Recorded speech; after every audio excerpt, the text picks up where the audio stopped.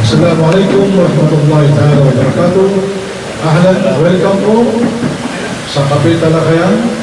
At ngayon po ay masasaksihan po natin ang dialogo. Dalawa po natin kapatid, kababayan. Isa po sa panig ng pananampalatayang Jehovah's Witness at sa pananampalatayang Islam. Ito po ay dialogue. Ito po ay Ginoo Talakayan, usapin po, sharing lang po, absolutely sharing, wala pong pagpusan, wala pong hindi po debate. Ito ay pag-usapan po nila ang paksa na may kinalaman sa reliyon at tunay na reliyon o partikular ang paksa makapagliligtas ba ang reliyon. Muna po ang speaker po natin. Yung course, ang kaibigan po natin, magaan po sa puso ko, malapit sa puso ko.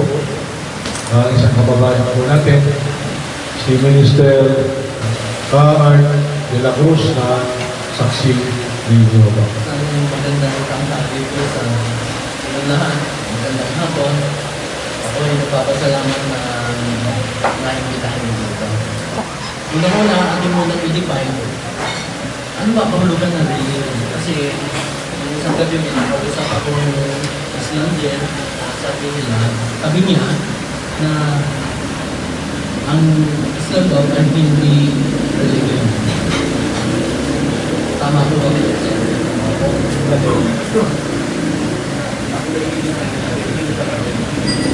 Sa amin po ang definition ng religion ay yung pagkakaisa ng paniniwala o paninindigan sa Diyos at sila ay nagkakasama-sama na may isang paniniwala.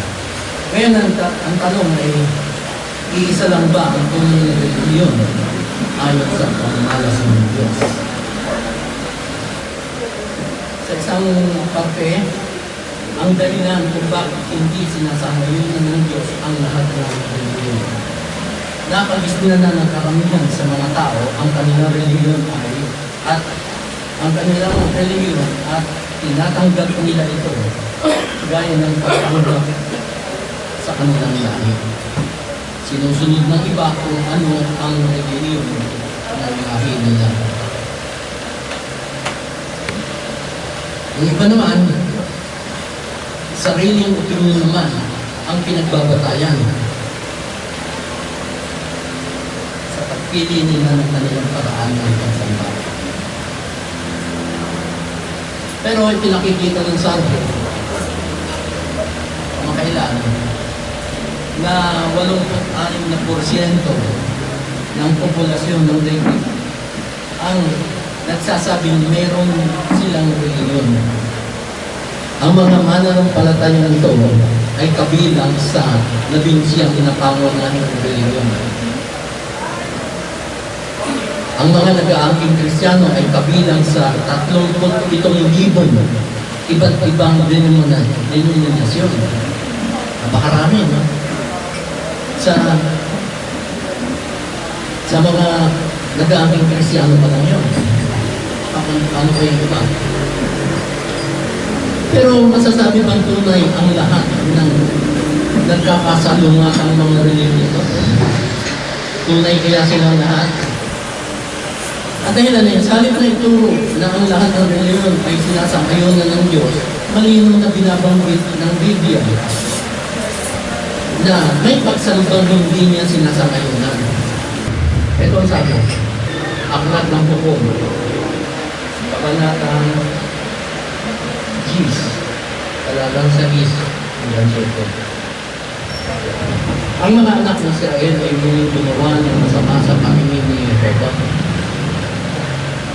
At nagsimula sila ng maglingkod sa mga Baal at sa mga imahin ni Astoreth at sa mga Diyos ng Syria at sa mga Diyos ng Sidon at sa mga Diyos ng Moab at sa mga Diyos ng mga anak ni Ammon at sa Diyos ng mga Filisteo.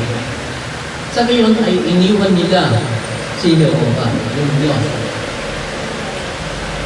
At hindi nila siya pinulingkuhan. At dahil dito, lumagdap ang galit ng Jehovah laban sa Israel. Kaya pinagbili niya sila sa kamay ng mga Filisteo at sa kamay ng mga anak ni Ammon. Yun ang marami pa akong katibayan na sinasabi sa Biblia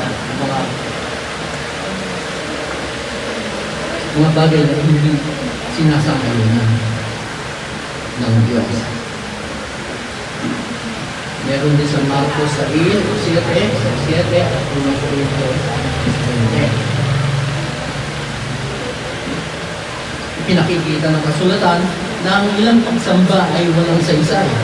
Ngunit mayroong isang anyo ng pagsamba na sinasangayunan ng Diyos. Mayroong isa na sinasangayunan ayon sa Biblia.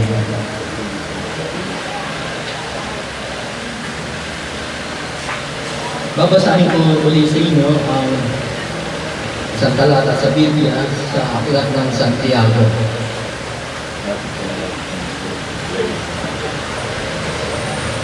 Sabi, Santiago, Kabanatang 1, talatang 26. Sabi ko,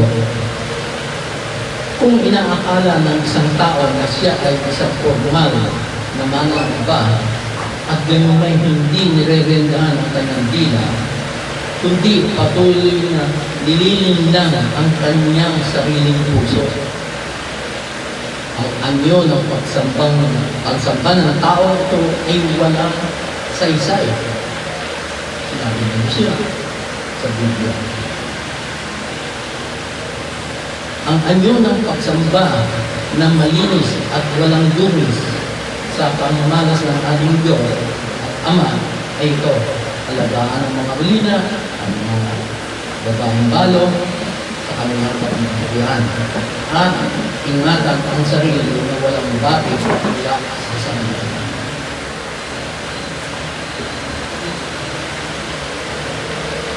Napakahalaga naman. Napakahalaga sa Diyos ng paraan ng pagmamatuloy ng tao sa kanyang kapwa. Ang paniniwala natin ay may malaking epekto sa paraan ng pagkilos natin. Yan ang dahilan kung bakit hindi sinasangayunan ng Diyos ang lahat ng relihiyon. Na natalakay natin, yung una, sa-summarize ko ng part na yun, talagang hindi sukatan yung nakabis na natin. Ating relihiyon. Hindi yun ang sukatan na sang-ayon ng Diyos.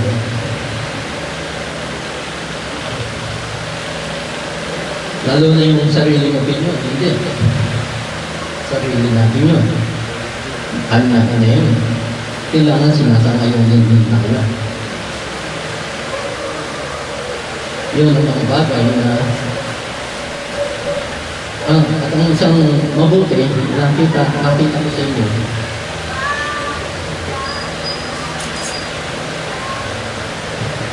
Sa halip, yung sinabi kanina, binigkas ko kanina, na hindi itinuturo ng mga reliyon sa kanilang membro ang mga bagay na gusto ng Diyos na gawin natin.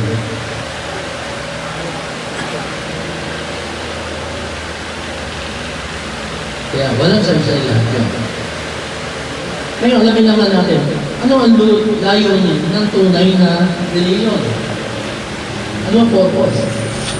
Ang paunahing layunin ng tunay na reliyon ay parangalan, purihin at sundin ang Diyos. Diba, ganun din ang ginagawa ninyo? Karapat dapat ang Diyos na Jehovah na pagpupulan ng pamuri papuri, karangalan at karangalan. Isinisiwalat ng paglalang at ng banal na kasulatan ng Biblia ang kahanga-hangang mga katangian ng Diyos. Yan ay nakaulat sa Juan 3:16 tsaka Roma 1:20. Basahin ng isa. Juan 3:16.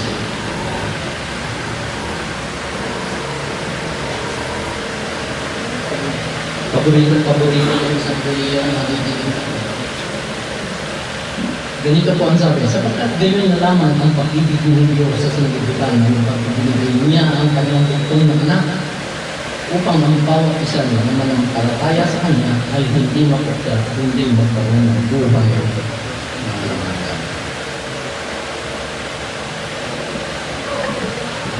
Yun ang dahilan.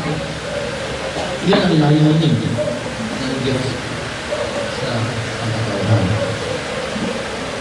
Ang ikalawa, na layunin, ang tunay na reliyon ay akayin ng tao sa pinakamainam na paraan ng pamumuhay. Binanggit ko sa Isaiah 48, talaga 17. At Micah 6:8. Basahin ko lang ang isa. Sinabi niya sa iyo, o makalupang tao, kung ano ang mabuti at ano ang hinihiling sa iyo ni Jehovah kundi ang magsagawa ng katarungan at ibigin ang kabaitan at maging mahihin sa paglakad sa kasama ng inyong Diyos, nakasama ng inyong Diyos. Isa sa mga layon ng binanggit. Naniniwala ang ilan na ibang paniniwala na nanito yung ilan na pati-pareho lamang itinuturunan lang ng reliyon. Sabi ng bebe, bakit kailangan pa, no? Pare-pareho naman yan eh. May mga sakit sa atin, di ba? Pagka tayo daway kayong tayo. Nagdadama tayo. Ganito, pare-pareho lang yan. Paparami na ng medyo. Yan naman. Ang sabi nila, ang maniwala sa Diyos at gumawa ng mabuti. Ano yan? Kaya nakatanong eh, ano yung mabuti gagawin? Mabuti ka lang sa atin, o mabuti sa kapwa, o mabuti sa Diyos? Kailangan mabuti rin sa Diyos. Otherwise, ano wala yun? Mabuti lang sa Diyos. Ay kanya-kanyang, ang lahat ng tao, ay kanya-kanyang pamantayan kung ano ang mabuti sa Diyos o mabuti sa Kanya. Diba? Kaya medyo, pa rin. Hindi pa rin makuha. Subalit ang binubunga ng epekto ng reliyon sa mga tagasunod nito ay maaaring batayan para malaman kung ano ang tunay ayon sa pangmalas ng Diyos.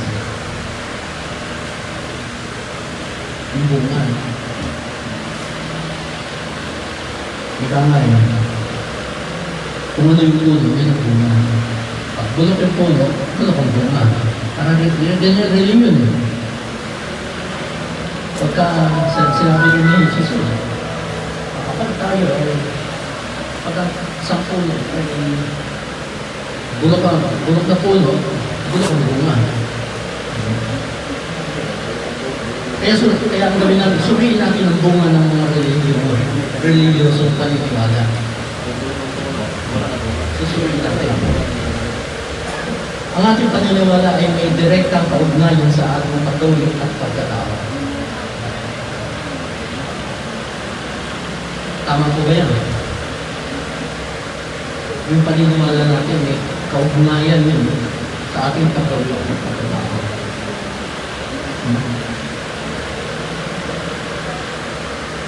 May basihan lang sa Bible. Matthew 7:16-20. At ang Matthew. Ngayon ko naman sinabi ko wala akong ibaban.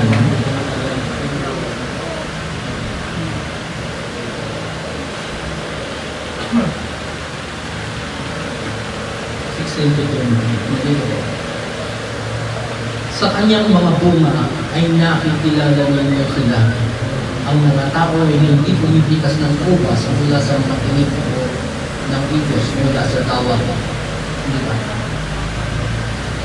Sa 17, ngayon din, bawat mabuting punong kahon ay nagluluwal ng malinang na bunga. Ngunit bawat mabuting punong kahon nagluluwal ng walang kabungang. Ang mabuting punong kahon ay hindi makapamunga na walang kabungang bunga, ni ang bulok na punong kahon na ay makapaguluwal ng mainit. Bawat punong kahoy na hindi nagluluwal ng mainit na bunga ay pinuputol at iniyahan sa poy. Kung gayon nga, sa kanilang mga bunga ay makikilala ninyo ang mga tao ngayon.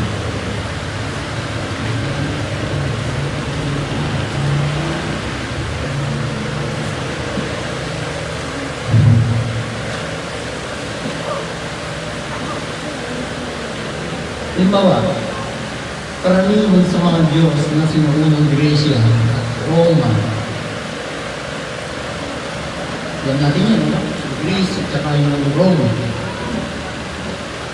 Ang pagkapuo, paglalasing, sexual na immoralidad, at iba pang masasamang gawain. Ipinakikita ng kasaysayan na maraming mananamba na gayong mga Diyos ang nasisiyahan sa immoral at walang tapos na pagmamaya. At sa Panginoon, sa arena, kung saan nagpapatayan ang mga tao at mababangis na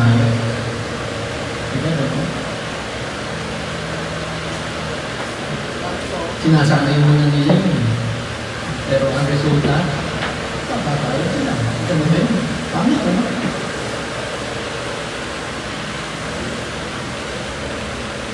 Meron pa isang paniniwala. Ang mga naniniwala na nakatataas ang lahi nila kaysa sa iba ay naniniil sa mga tao sa kanilang lakbot ng paraan. Malaki ang epekto sa buhay ng mga tao ng pananaw nila tungkol sa mga tao. Marami sa mga hindi naniniwala sa pagkabuhay muli ang nagsisikap ng gusto para kaluguran ang kanilang sarili. Marami naman, mas kinayon.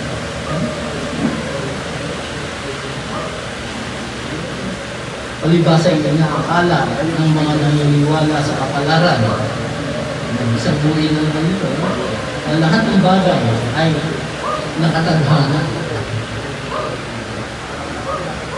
na hindi na mahalaga ano man ang gawin nila. Nakatadhana nila. Ayaw na gawin ko. Hindi na ako katana. Mangyayari. Ganun ang yung katwin ng mga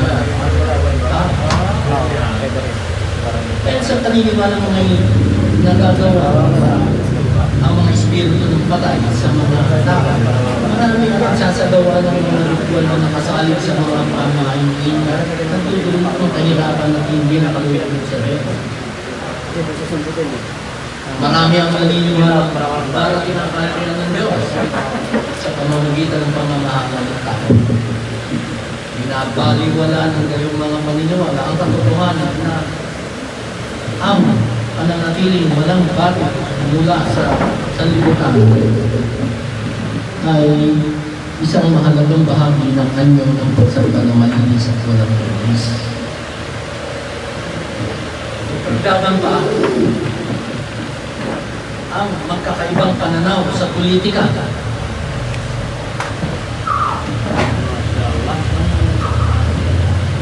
Namumuliti pa rin ba na hanggang ang politika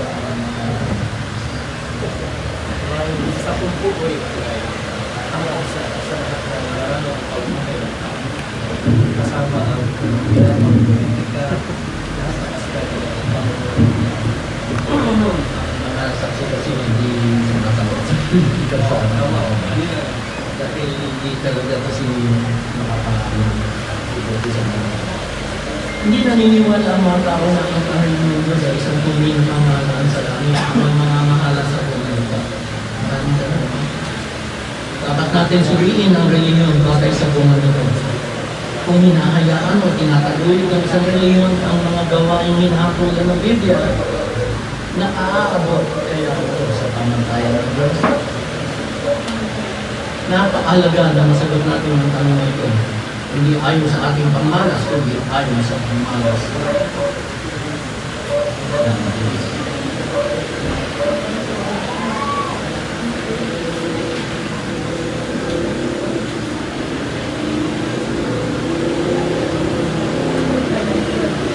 Nasa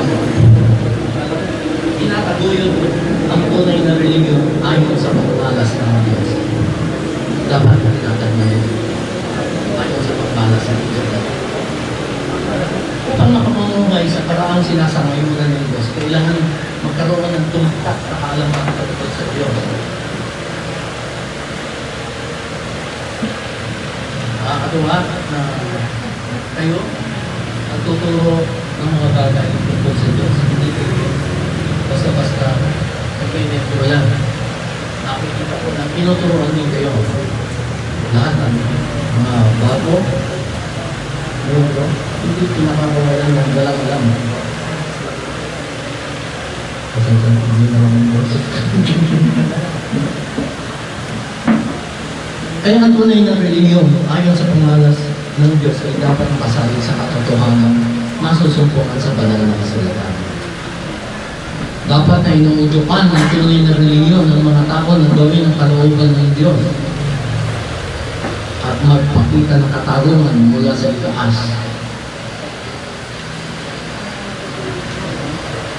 Dapat na inaakay nito ang mga tao sa daan ng pag-ibig. Hindi lang natutunan ng Diyos, kundi pati yung sinasabi ng Diyos, daan ng pag-ibig. Dapat alam din ng mga miyembro. Hindi gano'n ang tinusupo. Basta may miyembro ka lang. Diba? Yun ang nakakalungkot ng pantay.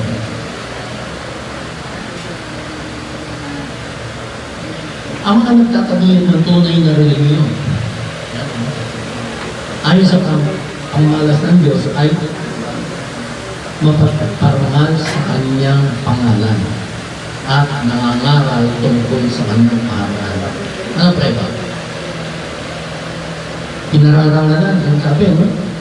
Ang nagtataguhin daw ng tunay na religiyon ay nagpaparangal sa pangalan ng Diyos at nangangaral tungkol sa kanyang aral. Ang preba ito, sa aklat ng mga awit, sa talatang 18, upang malaman ng mga tao, sabi na ikaw na ang pangalan ng Jehovah, ikaw lamang kataas-taasan sa buong lupa. Pinangangaral yung pangalan ng Diyos. Upang itinatagulog yun. Yung kaharian, yung tungkol sa kanyang kaharian, ipinapangaral din dapat. Sabi sa Mateo 24:14. At ang mabuting balitang ito ng kaharian ay pangangaral sa buong tinatahanang lupa bilang patotoo sa lahat ng mga bansa. At kung magkagawa, ay darating ang bukas. Lahat ng mga saksi ni Jehovah sa buong mundo, sa mga 200 sa kulang-kulang na 3 taon, ganyan ang pinangangaral ang pangalan ng Diyos. Makikita mo at tunay na reliyon na kikilang mo sa kanila. Gawa ng pananampalataya. Hinihintay ng tunay na reliyon nila ng mga tao sa sarili ng kasulatan. Patunayan sa kanilang sarili ng sakdal ng kalooban ng Diyos. Magagawa ito ng isa kung alamin niya ang tinuturo ng Biblia. Kung susukuin mo mismo, katibayan mula sa kasulatan, isasagawa mo niyo ng pagsambag na bilis at walang dumi sa pamamalas ng Diyos.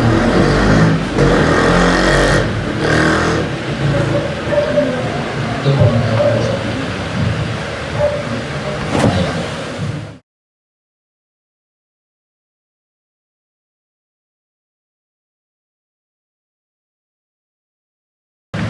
أعوذ بالله من الشيطان الرجيم بسم الله الرحمن الرحيم الحمد لله رب العالمين الصلاة والسلام على أشرف المرسلين سيدنا محمد وعلى آله وأصحابه أجمعين. رب اشرح لي صدري ويسر لي أمري واحلل عقدة من لساني يفقه قولي. اللهم احمنا واحببنا واجعلنا سببا لمن اهتدى وبعد. السلام عليكم ورحمة الله وبركاته.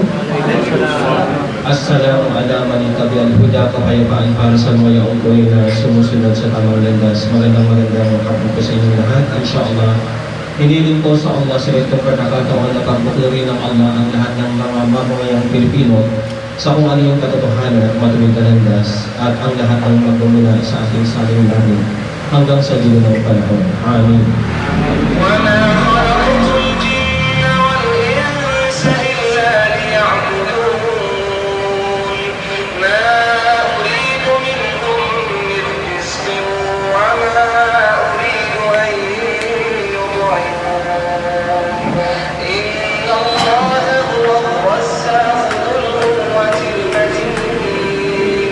Para tumahak tayo sa tamang landas, kinakailangan malaman natin ang pinakapangunahin dapat natin malaman ang kadahilanan kung bakit tayo nasa ibabaw ng kalupaan.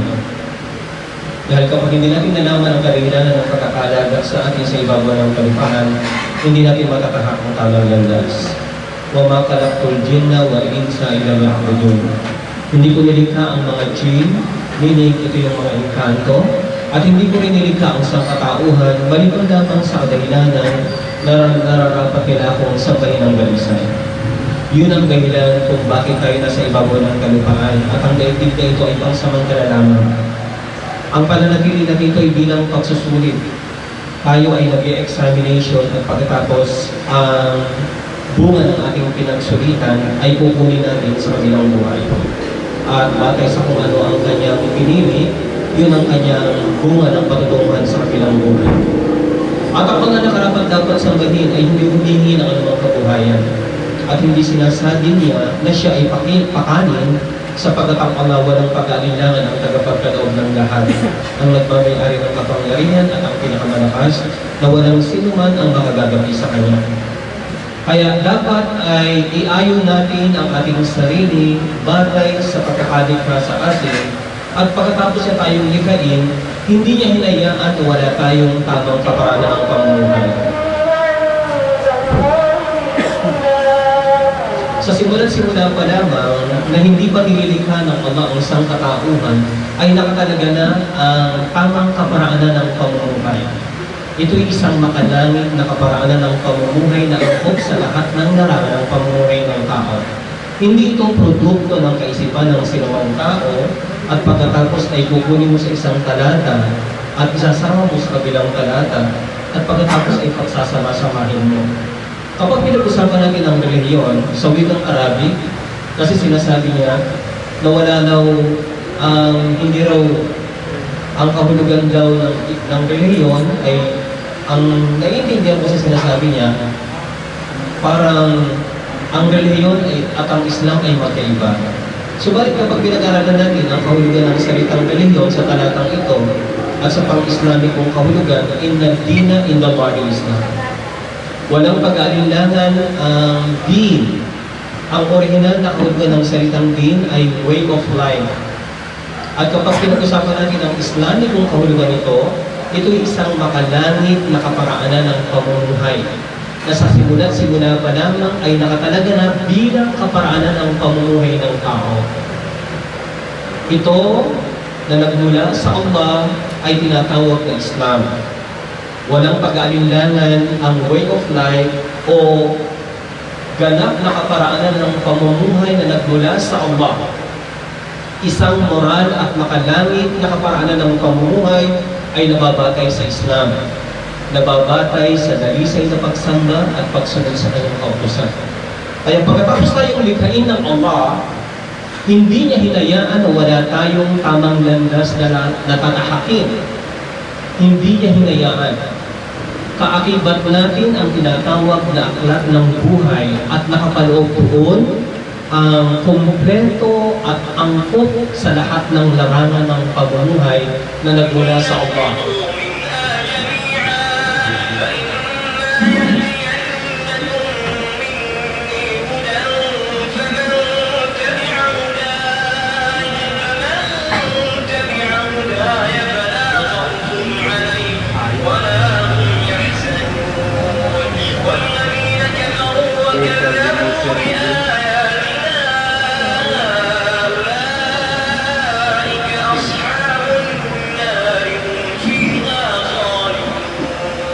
Ito yung katibayan natin na ating isinasapamuhay sa ibabaw ng kalupaan ay gabay mula sa Allah.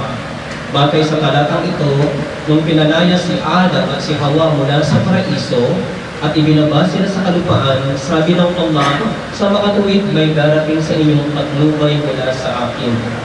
At ang sinumang susunod sa aking patnubay, kailanman ay hindi magkakaroon ng takot, kailanman ay hindi magdadalamhati. At ang sinumang tatanggi at pasisinungalingan ang aking mga revelasyon, ang patnubay na nagmula sa kalangitan. Siya ay mananatili sa impyernong apoy at wala ng pagmamali na siya'y mananatili roon magpakailanman. Ang para sa kanya bilang tirahan ay impyernong apoy. Kaya dito, kapag pinag-usapan natin ang relihiyon, ito yung kahulugan na isinalin sa wikang Tagalog, kaya minsan na-misinterpret ng mga non-Muslim. Akala nila hiwalay ang relihiyon sa pamumuhay ng tao, akala nila ito'y produkto ng kaisipan ng sinumang tao, akala nila ito'y pwede itatag ng sinumang tao, akala nila pwede nilang pagsama-samahin sa mga talata at pagkatapos ay buuin nila bilang isang relihiyon. Ito ay isang kompletong kaparaanan ng pamumuhay na nagmula sa kalangitan na hindi pa nililikha ang sangkatauhan ay nakatalaga na at angkop sa lahat ng larangan ng pamumuhay ng tao. In the Islam. Katotohanan, ang din o way of life na nagmula sa Allah ay Islam. Ito'y dalisay na pagsamba sa Allah at pagsunod sa kanyang kautusan. Kaya mababatid natin na sa kada henerasyon, sa simula't-simula pa lamang nalilikha ng Allah ang kauna-unahang tao, simula kay Adam at kay Hawa, tinatawag natin Eva, hanggang umusan ang sibilisasyon, ang kanyang mga anak na nagsalit-salitang lahi, sila ay nasa tamang landas sa simula't-simula pa lamang. Sa pananaw ng mga kanluraning bansa, at ito ang pagkakahubog sa atin na nagsimula lamang na maging moral ang mga tao sa kapanahon ni Moses at kapanahon ni Jesus. Subalit kapag naniniwala tayo na mayroong kumpletong kaparaanan ng pamumuhay na isinalin sa wikang Tagalog o relihiyon, sa kaganapan ng nag-iisang tagapaglikha, sa simula't-simula pa lamang, na nilikha ang kauna-unahang tao ay may tamang kaparaanan na ng pamumuhay.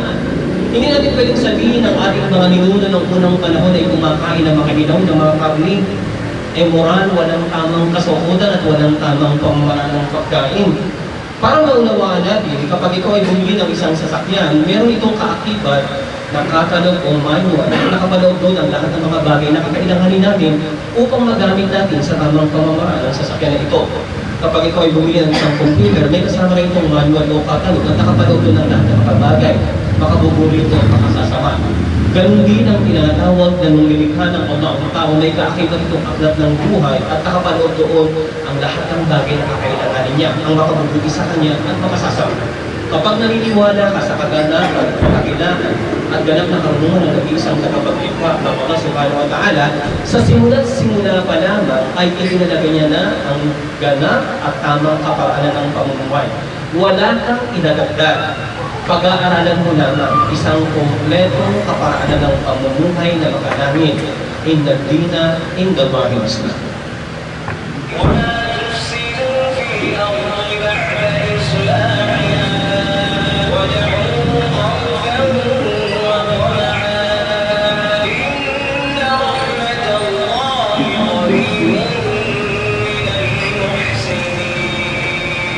Sa madaling salita, hindi pwedeng magmarunong ang tao upang balangkasin niya ang tamang o ang tinatawag na relihiyon. Sa katalinuhang ipinagkaloob ng Allah sa isang tao, hindi niya pwedeng panghimasukan ang tinatawag na complete way of life. Halimbawa, kung paano makipagpanig ang isang propeta, Diyos, ang Allah ang nagsasabi sa kanya ng tamang pamamaraan ng pakikipagpanig sa kanyang asawa kapag nabuo ang punla at lumaki ang batang sanggol, hindi siya maliligaw ng landas. Diyos ang magsasabi sa propeta ng tamang pamamaraan ng pagkain, ng tamang pamamaraan ng pagtulog, ng lahat ng bagay na kakailanganin ng tao sa ibabaw ng kalupaan. Kaya isinasaayos ang pamumuhay sa ibabaw ng kalupaan sa pamagitan ng revelasyon mula sa Allah. sa pagpapahayag ng tinatawag na kumpleto at angkop na kaparaanan ng pamumuhay sa mga partikular na mga sugo sa kada-kada henerasyon. At sabi ng Allah, at huwag kang gumawa ng anumang katiwalian sa ibabaw ng kalupaan pagkatapos itong isaayos sa tamang kaparaanan ng pamumuhay. At magsumamo ka sa Allah ng may takot at habag sapagat walang pag-aalinlangan. Ang habag ng Allah ay palaging naroon sa mga yaong gumagawa ng kabutihan. Kaya dito, hindi karapatan ng anghel, hindi karapatan ng sinumang nilikha ang tinatawag na reliyon. Hindi karapatan ng mga propeta at sugam tungkulin lamang nila itanggapin ang kapahayagan at pagkatapos ito ang kanilang ipahayag.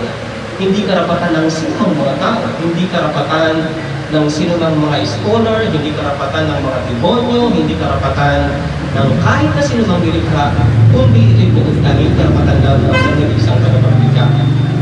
At wala kang mababasa sa kasaysayan ng sangkatauhan na buong tanging nag-aangkin na ang tunay na reliyon lamang na nagmula sa Allah subhanahu wa ta'ala ay ang tinatawag na Din al-Islam, kumpleto ang kaparaanan ng pamumuhay, angkop sa lahat ng larangan ng tao na ito ang nagmula sa Allah na nababatay sa Islam, dahil sa'y napagsamba sa Allah at pagsunod sa kanyang pag-usap.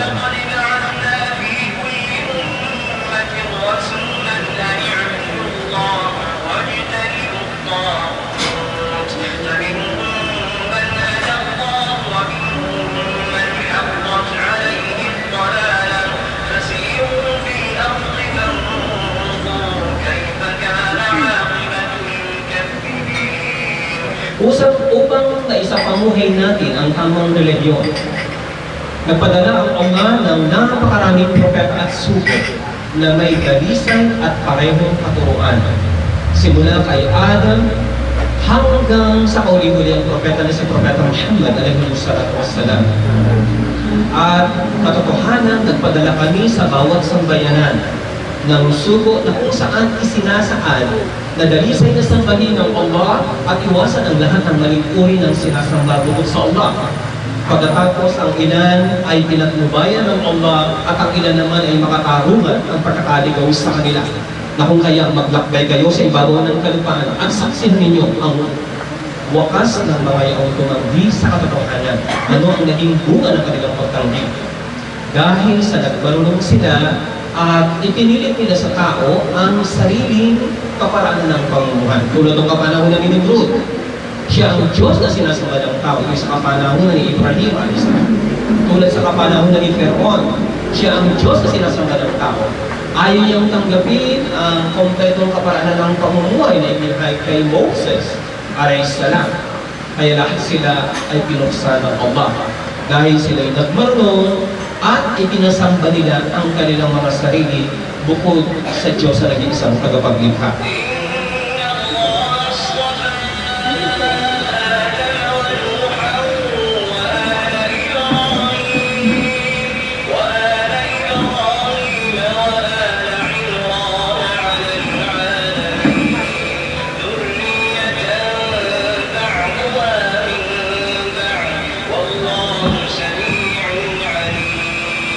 Ang Allah ang siyang pumipili kung sino ang karapat-dapat siyang pagpapahayagan ng tinatawag ng mga regulasyon.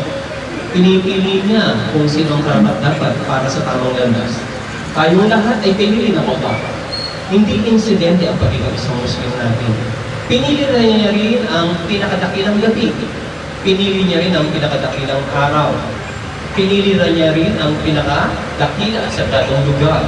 At pinili niya rin ang mga tao at mula sa mga taong iyon kung sino yung karapat-dapat. Pinili ng mga si Adam, si Nuh, ang pamilya ni Ibrahim, kung saan dito nagmula ang Ismailitas, ang mga Arabo at ang Israelitas, ang kanang Israel, at ang tinatawag na pamilya ni Imran.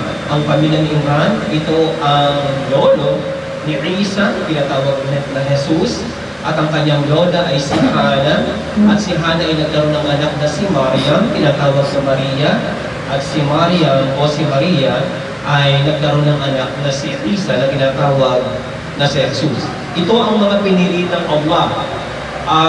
Ang kanilang mga anak, isa pagkatapos ng isa, at ang Allah ang ganap na nakaririnig at ganap na nakababating ng lahat ng bagay.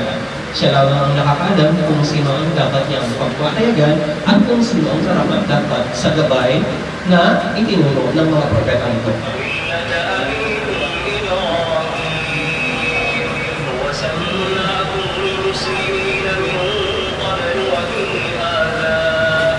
So ito yung karangalan para sa atin. Siya ang pumili para sa inyo. Kaya kung kayo ay pinili ng Allah bilang isang Muslim, kinakailangan ay ipahayag natin kung ano ang katotohanan sa sangkatauhan. Walang iniligay ang Allah na anumang kahirapan sa reliyon. Ito'y napakadali sa pamumuhay. Walang sino man kundi ang Allah ang siyang nagpangalan sa inyo ng mga Muslim.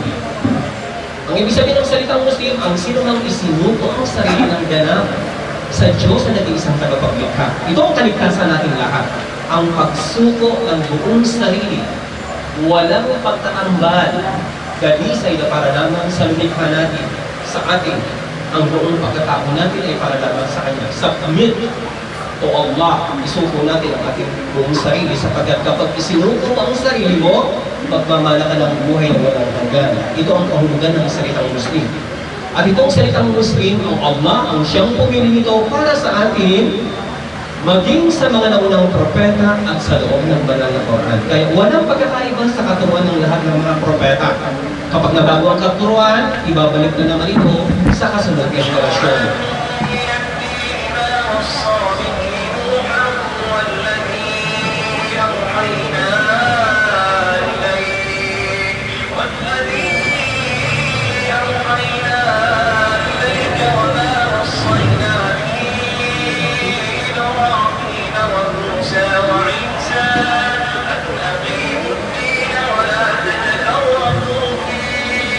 Ito yung katibayan na lahat ng mga propeta ay isa lamang ang kanilang itinurong kaparaanan ng pamumuhay na isinali na reliyon.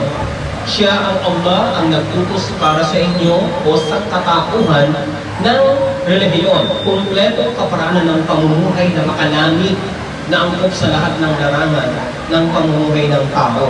Na ito ang ipinatutos niya para kay Nuh, si Noah, alayhisalam. Ito rin ang aming ipinahayag sa iyo, O Muhammad.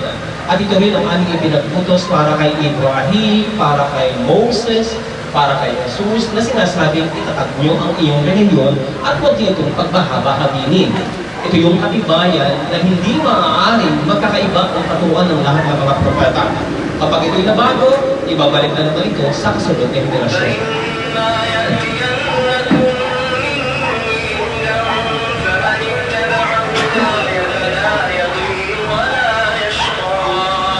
Kaya ang sino mang sumunod sa ating patnubay, kailanman ay hindi maliligaw, kailanman ay hindi magdagalaw atin.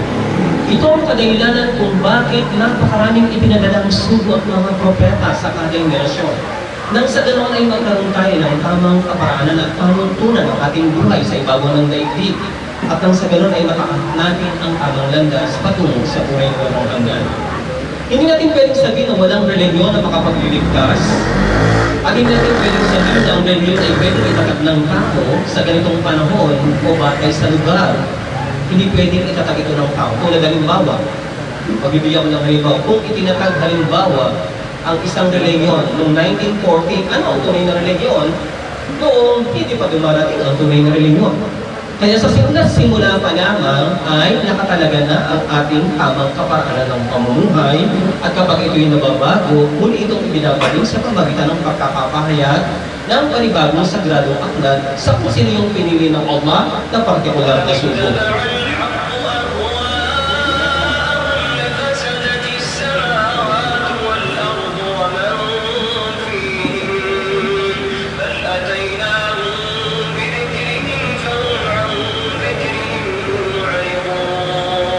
Kaya pag pinag-usapan natin ang reliyon sa punto bilang karapatan ng nag-iisang tagapaglikha, hindi ito produkto ng kaisipan ng sinumang tao.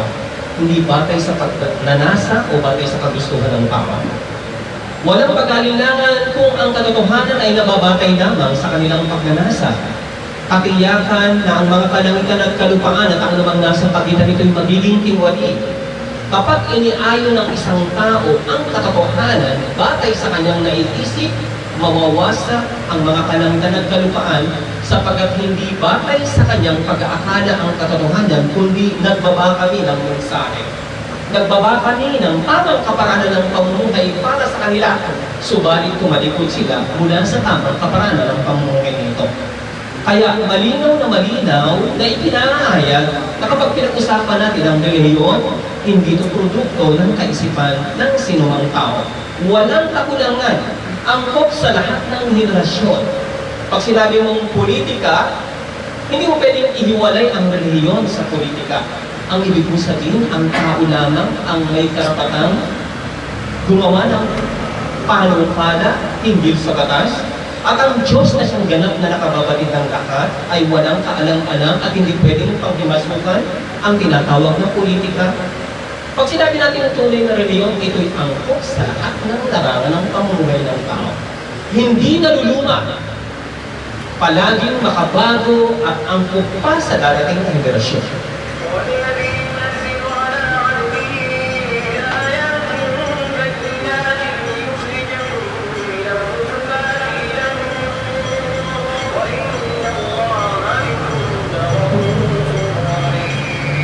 Kaya dito, kada henerasyon ang Allah ay nagpapadala ng gabay. Kapag nabago na ang gabay, muli itong ibabalik. At bagay sa paniniwala ng Islam, nabago ang katuruan ni Jesus at bibigyan natin ito ng katibayan sa Quran dahil dito sa habag ng Allah, ibinalik tayo sa tunay na turo ni Jesus.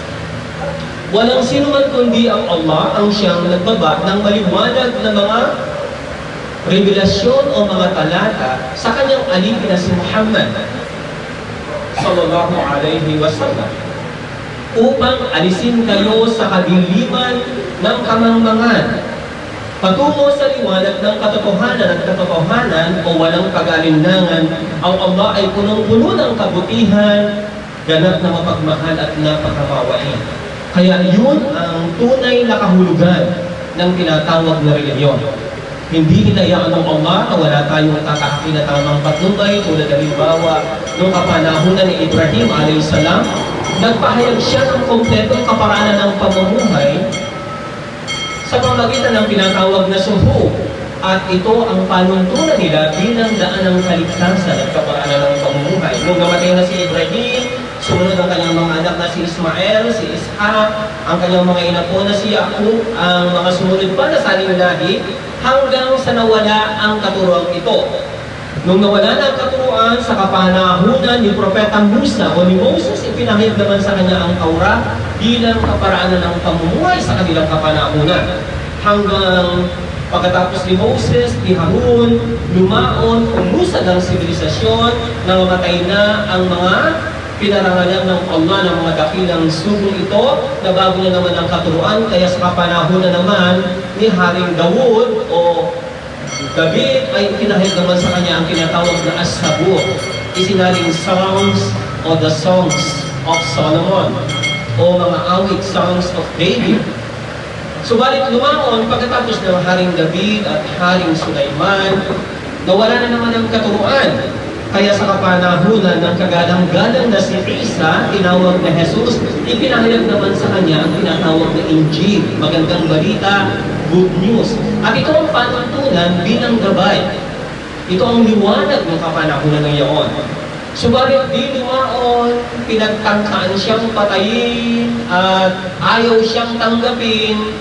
At nung siya'y inaangat sa kalangitan, ipinagkatiwala niya ang ebanghelyo sa kanyang mga disipulo at namatay ang mga disipulo. Ipinagkatiwala ito sa mga tagasunod ng mga disipulo hanggang sa lumaon at umabot ito ng 570 years na bago ang katuruan.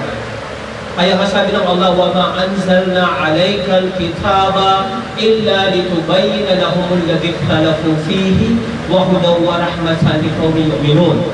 At hindi namin ibinaba sa iyo ang aklat o Muhammad kundi upang linawin ang malinaw na pagkakalinaw ang hinggil sa mga bagay na hindi nila napagkakasunod sa isa't isa.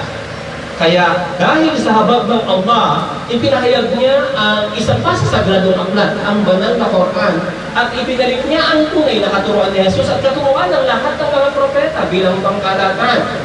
Kaya lahat ng tunay na turo ni Jesus, lahat ng turo ni Adam, ni Nuh, ni Ibrahim, ni ni Ismael, ni Isaac, ni Dawud, ni Sulaiman, ni Jesus ay ibinalik ng ganap sa banal na Quran. Dahil nakawala na ang tunay na katuruan. صدق الله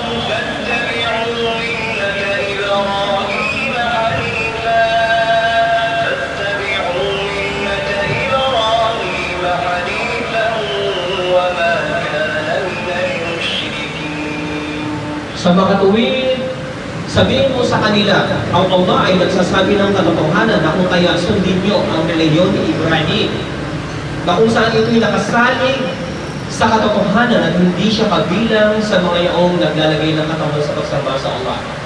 Kaya bilang habag ng Allah, ibinalik ang tunay na turo ni Jesus. Paano natin malalaman na meron nakialam sa kanyang tunay na katuruan?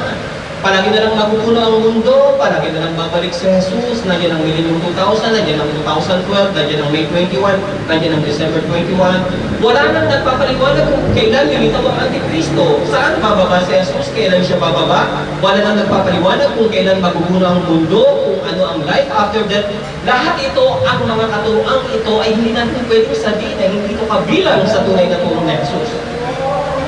Ang kadahilanan merong nakialam ng kanyang katuruan at ito ay binalik ng ganap sa pamamagitan ng pagkakapahayag kay Propeta Muhammad sallallahu alaihi wasallam.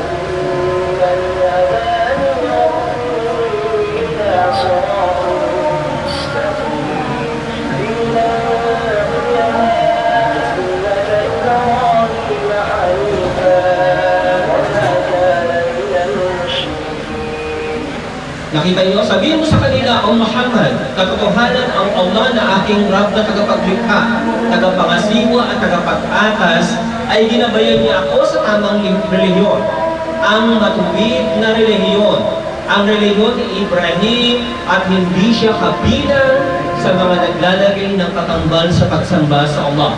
Hindi siya sumasamba sa mga idolo, kundi bukod tangi na ang sinasamba niya lamang ay ang Allah subhanahu wa ta'ala.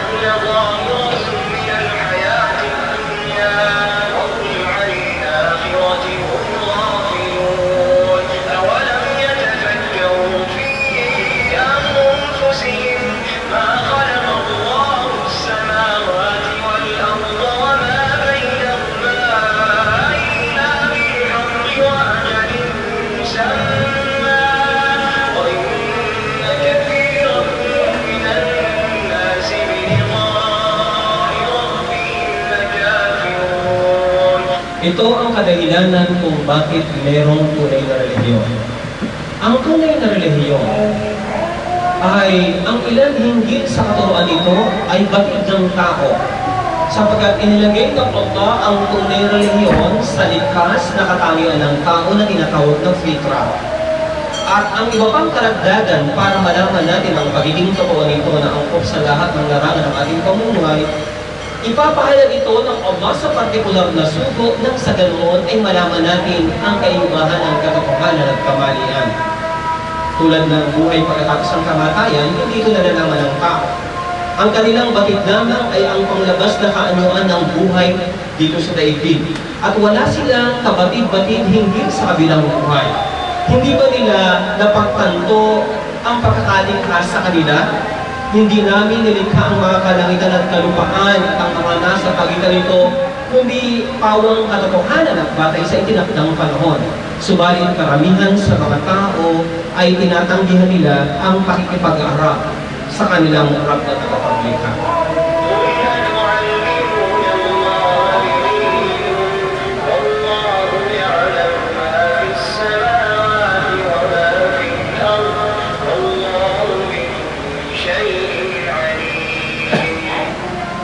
Kapag pinag-usapan natin ang relihiyon, na tulad ng ipinaliwanag ko sa inyo, at ito yung katibayan, hindi ito pwedeng panghimasukan ng kahit na sino mang nilikha. Sabihin mo sa kanila, O Muhammad, gusto niyo bang pagsabihan ang Allah hinggil sa inyong relihiyon? Mas marunong pa ba kayo sa Allah na siyang lumikha sa inyo? Samantalang siya ang ganap na nakababatid ng anumang nasa mga kalangitan at kalupaan, at siya ang ganap na nakababatid ng lahat ng bagay, mas marunong pa ba ang tao kaysa sa Diyos na lumikha sa Kanya? Kaya ito yung katibayan na walang pwedeng manghimasok sa batas o ganap na kaparaanan ng pamumuhay, kundi ito'y bukod tangi na karapatan lamang ng Allah. Kaya sa isang versikulo, sabi ng Allah, وَمَنْ يَبْتَغِ غَيْرَ الْإِسْلَامِ دِينًا فَلَنْ يُقْبَلَ مِنْهُ وَهُوَ فِي الْآخِرَةِ مِنَ الْخَاسِرِينَ. Ang sinumang nagnais ng way of life, isinaling reliyon, maliban sa Islam na nababatay sa dalisay na pagsamba at pagsunod sa kanyang kautusan, kailanman ay hindi ito tatanggapin sa kanya. At sa kabilang buhay, siya ay nasa hanay ng mga talunan. Hindi lumalabas ang Islam sa tunay na turo ni Jesus. Sapagat sa Islam, bahagi ng kaligtasan na ang sinumang wala sa tunay na turo ni Jesus sa impyerno ako'y siya magpasawalang hanggan. Pero paano mo mapagtatanto na ikaw ay nasa tunay na katuruan ni Jesus? Kapag ikaw ay born again, hindi papayag ang iglesia.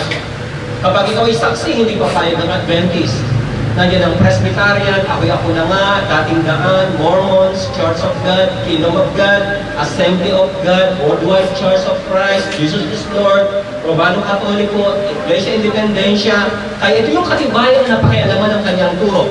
Si Jesus ay nag-aayuno ng 40 araw at 40 gabi. Nagpapahaba siya ng balbas. Nagbuhugas siya ng kamay at paa bago siya magsagawa ng pagdarasal.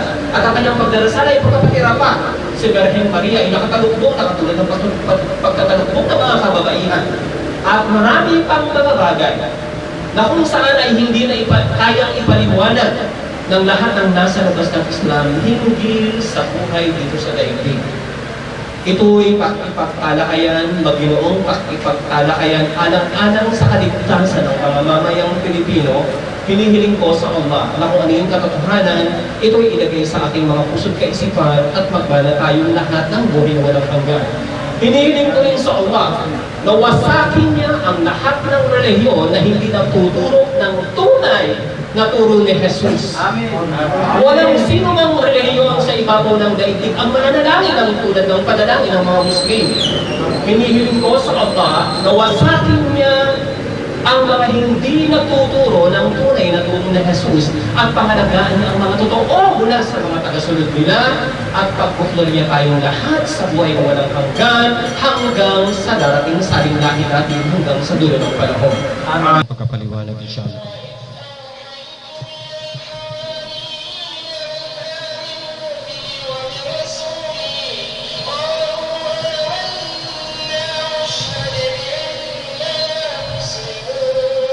Nakatulad ng ipinaliwanag ko sa inyo kanina, kailanman ang Muslim na katiting ay hindi lumalabas na kahit na isang bigat ng alikabok sa tunay na turo ni Jesus.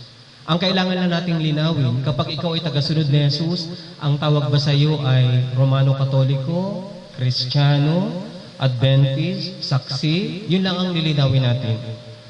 Pero ang bawat isa sa atin, malinaw, ayaw nating lumabas sa tunay na turo ni Jesus. Kaya tayo nagkakaroon ng dialogue sa isa't isa. Kunin natin ang punto ng Islam kung saan ba ang bahagi ng Islam. Kasi ako, sinaliksik ko na ang lahat ng relihiyon ng Kristyanismo simula po nung high school. At nakapag-aral ako sa isang Protestant school. High school pa lang ay sinaliksik na namin ang paniniwala ng Saksi, ng Iglesia, ng Adventist, ng Mormons, ng Worldwide Church of Christ. Pinag-aralan na namin lahat. Pero nung binuklat ko ang banal na Quran, kapag ikaw pala ay tagasunod ni Jesus o ang mga disipulo ni Jesus pala, ang tawag sa kanila ay mga Muslim. Hindi ito dumating sa atin bilang mga Kristiyano. Kaya nagkakaroon tayo ng harang. Kaya nililinaw natin, kapag ikaw ay nag-Muslim, hindi ka lalabas sa tunay na turo ni Jesus. Ang itatawag mo lang sa sarili mo ay yaong isinuko ang sarili sa isang tagapaglikha. Meaning, ikaw ay isang Muslim. At ito ang isa sa katibayan ng sinabi ng Allah o ipinahayag ng Allah sa mga al-Hawariyon, sa mga piling-piling matatapat na mga disipulo ni Jesus na maniwala sa akin, maniwala sa kaisahan ng Allah, at maniwala sa aking sugo. Kanilang sinabi, kami ay naniwala at sumasaksi na kami ay mga Muslim. Meaning, ang mga disipulo ni Jesus ay isinusuko nila ang kanilang sarili sa Diyos na nag-iisang tagapaglikha. At kapag sinuko mo ang sarili mo sa Diyos na nag-iisang tagapaglikha, ikaw ay tatawaging isang Muslim.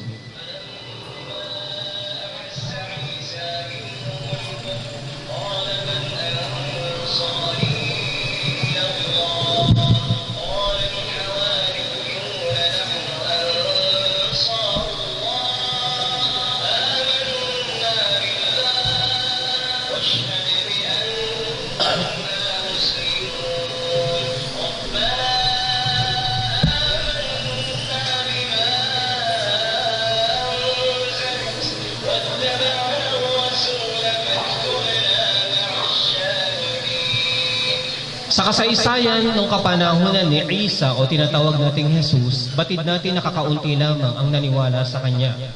Kaya nung tinanong ni Jesus ang mga tao, ang mga disipulo ay sumagot, kami ang tagapagtaguyod para sa Allah, naniniwala kami sa Allah at tumitistigo kami o tumitistigo na kami ay mga Muslim. Itong salitang Muslim, ibig sabihin, isinusuko namin ang aming sarili sa Kanya. O Allah na aming tagapaglikha, O Allah na aming tagapaglikha, naniwala kami sa iyong ipinahayag at sinusunod namin ang iyong sugo na si Jesus, na kung kaya ibilang mo kami sa mga yaong sumasaksi sa katotohanan.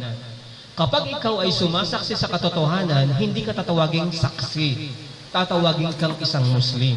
Kaya ang sinumang sumaksi sa katotohanan, ang tawag sa kanya ay isang Muslim, isinuko ang sarili sa nag-iisang tagapaglikha. So yun yung bagay na dapat nating pagkakaiba na nakikita natin sa isa't isa. At ang pinakamalapit o pinakakasing kahulugan ng salitang Muslim bilang kaligtasan sa Biblia ay nagmula rin sa bibig ni Jesus sa Biblia. Tulad halimbawa sinabi ni Jesus sa Matthew 7:21, hindi lahat ng tumatawag sa akin ng Panginoon, Panginoon ay makakapasok sa kaharian, kundi ang sinumang nagsisitalima sa kagustuhan ng aking Ama na nasa langit. So yun ang gusto nating linawin. Hindi kailanman lumalabas ang Islam sa tunay na turo ni Jesus. Ang dapat lang natin malaman kapag ikaw ba ay tagasunod ni Jesus, ang tawag ba sa iyo ay isang Kristiyano, isang saksi, isang Baptist, isang Presbyterian, isang Romano Katoliko, isang Mormons, o ikaw ay tatawaging isang Muslim. Kasi ang pinag-uusapan natin dito, kaligtasan. At sinasabi natin sa bahagi ng Islam, kailanman ay hindi lumabas ang mga Muslim sa tunay na katuruan ni Jesus, bagkos yung pagkakapahayag ng banal na Quran ay bilang habag para ibalik tayo sa tunay na turo ni Jesus dahil napakialaman na ang kanyang katuruan. Maging sa Santiago 4:7, ito rin ay tumutukoy sa kahulugan ng salitang Muslim. At isuko ninyo ang inyong sarili sa Diyos. Kaya wala na kasi yung orihinal na wika. Kaya ito ay salin na lamang. Pero kapag ito'y pinaybay mo at ibinalik mo ang kahulugan ito ay ang magiging soma total nito bilang tagasunod ni Jesus, tatawagin kang isang Muslim.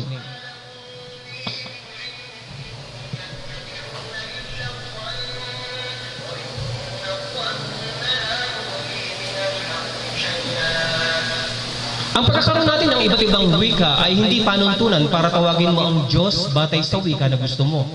Tulad ng salitang Lord, Panginoon, God. Kasi ang salitang God, nagkakaroon ito ng kasarian. Gods, goddesses. Diyos, Diyosa, Diyos, Diyosan. Halimbawa, kung ang pangalan niya ay Francisco, kahit na pumunta siya sa bansa ng mga Arabo o sa bansa ng mga Chinese, ng Italiano o ng Amerikano, sa bansa ng Indonesia o Malaysia, mananatili pa rin ang kanyang pangalan bilang Francisco. Kung ipinahayag ang mga sagradong aklat sa mga lumang mga wika ng mga propeta na tinatawag na wikang Semetiko, ang Hebreo, ang wika ni Moses, ang Aramaic, ito ang wika ni Jesus at wika ni Ibrahim, ang Arabic, ito ang wika ni Adam at wika ni Jesus, Allah pa rin ang pangalan niya. Tulad halimbawa, sinabi sa kapanahonan ni Moses, Innani anallah, katotohanan ako ang Allah. So nananatili ang pangalan ng nag-iisang tagapaglikha. Totoo, kinakailangan may pangalan ang Diyos na nag-iisang tagapaglikha. At ang pag-iimbento nito, sabi ng Allah, wala silang kaalaman hinggil dito, ang sinusunod lamang nila'y haka-haka. Walang pag-aalinlangan, ang haka-haka ay hindi maaring ipanghalili sa katotohanan. Hindi pwedeng magmarunong ang tao at tatawagin niya ang pangalan ng Diyos batay sa lingwahe na kung saan bilang palatandaan ng kadakilaan ng nag-iisang tagapaglikha. Maging nung wala kang mga Kastila sa Pilipinas, ang tawag sa Diyos ay Bathala. Bathala, Bat, tahanan, Allah, tahanan ng pagsamba sa Allah. Ito yung tinatawag nating Bakka sa King James Version. Ito yung Makkah, ang kauna-unahang sagradong tahanan ng pagsamba sa Allah. Kaya dito, ang pangalan ng Diyos Tulad halimbawa, hindi natin pwedeng sabihin God, goddesses. Galing ito sa salitang Zeus. Kinuha ng mga Italiano, naging Theos.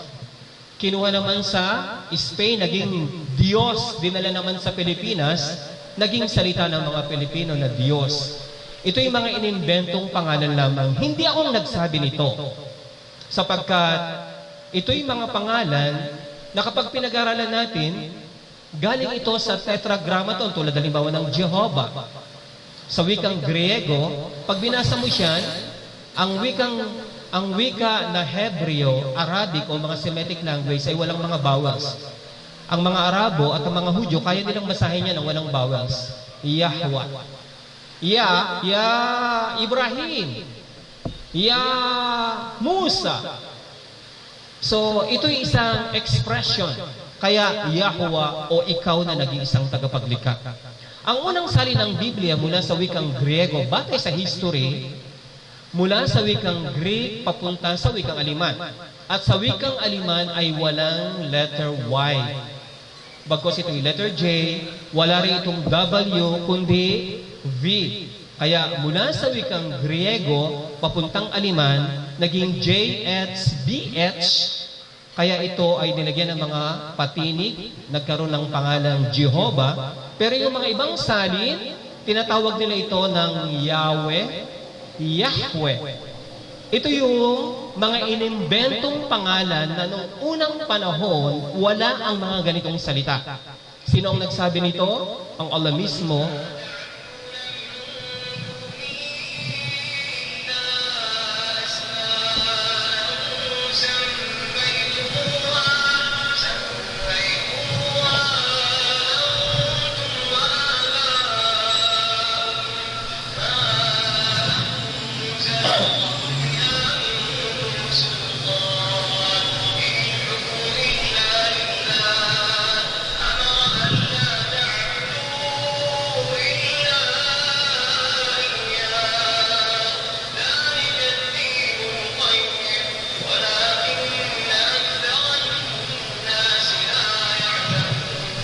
Ano ang sabi ng Allah? Ang inyong mga sinasamba bukod sa Allah ay mga inimbentong kasinungalingan lamang ng inyong mga magulang o ng inyong mga ninuno, kayo at ang inyong mga magulang, na hindi kailanman nagbaba ang Allah ng autoridad, sapagkat walang pag-aatas kundi para lamang sa Allah. Ipinag-utos niya na wala kayong sasambahin kundi siya. Ito ang matuwid na relihiyon, ang dalisay na pagsamba. Subalit karamihan sa mga tao ay hindi nakababatid. Kaya yung mga pangalan na tinatawag ngayon ng tao ay walang autoridad sa kanila ang Allah. Ang wikang Hebreo ay isang patay ng wika. Ang wikang Aramaic ay isang patay na ring wika na hindi na ginagamit ng mga tao.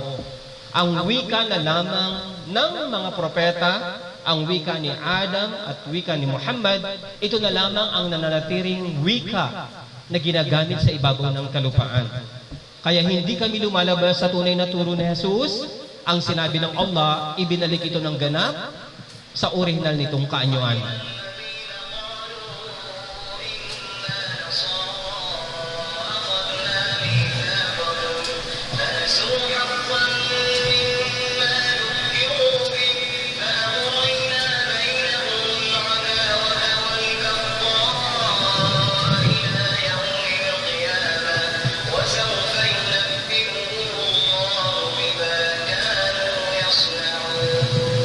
Ang sabi ng Allah sa Quran, binago ng mga Kristiyano ang tunay na turo ni Jesus.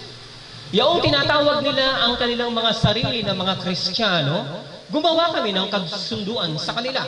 Subalit itinago nila ang mabuting bahagi ng mensahe na ipinadala sa kanila. Dahil dito, nagtanim kami ng poot, galit hanggang sa dulo ng panahon. Pag pinag-aralan mo, anong relihiyon ang nagtatalo-talo sa ibabaw ng kalupaan with all respect?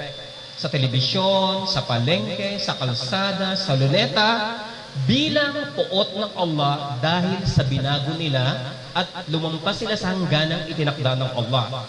Ito yung katibayan. Binago ng mga pinuno ng mga Kristiyano ang tunay na turo ni Jesus at ang Allah ang siyang magsasabi nito sa kanila, yung kanilang kinagawian na gawin sa araw ng muling pagkabuhay. Kaya kapag ikaw ay born again, hindi papayag ang Adventist. Kapag ikaw ay saksi, hindi papayag ang Iglesia. Sabi ng Allah sa Quran, ang bawat isa'y nag-aangkin na sila ang tama at ang ibang mali. At walang katapusan ito hanggat hindi nila tinatanggap ang banal na Quran. Sila'y susunugin sa impyernong apoy magpakailanman.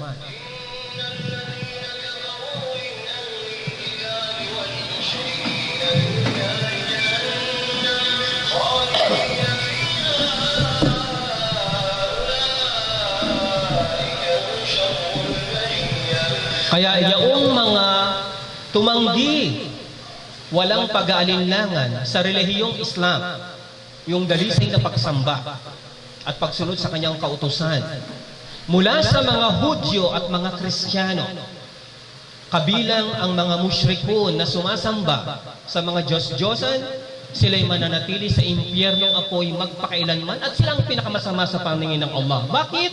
Kasi inilalagay lang sila sa tunay na relihiyon, sa tunay na katuruan ni Jesus, subalit ayaw nilang tanggapin.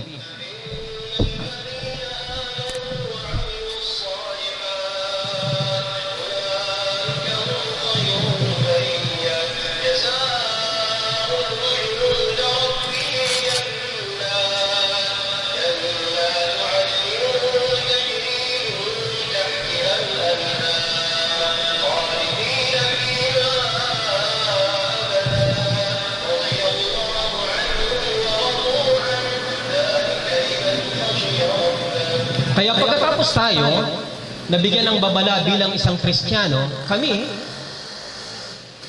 lalo na ako, 25 taon kong pinag-aralan ang aking pagiging isang Kristiyano at meron akong sinulat na isang aklat bilang comparative.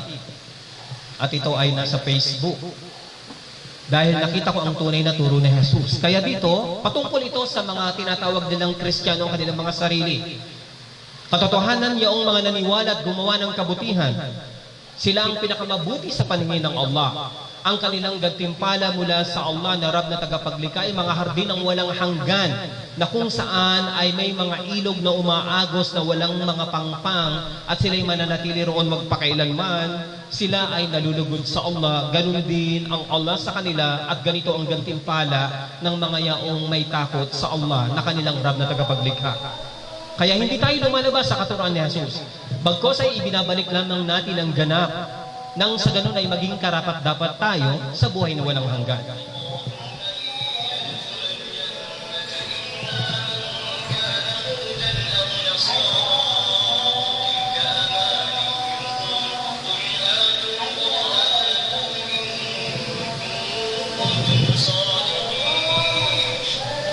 Ito yung katibayan na si Jesus ay hindi nagturo ng kakristyanuhan nung kapanahunan niya.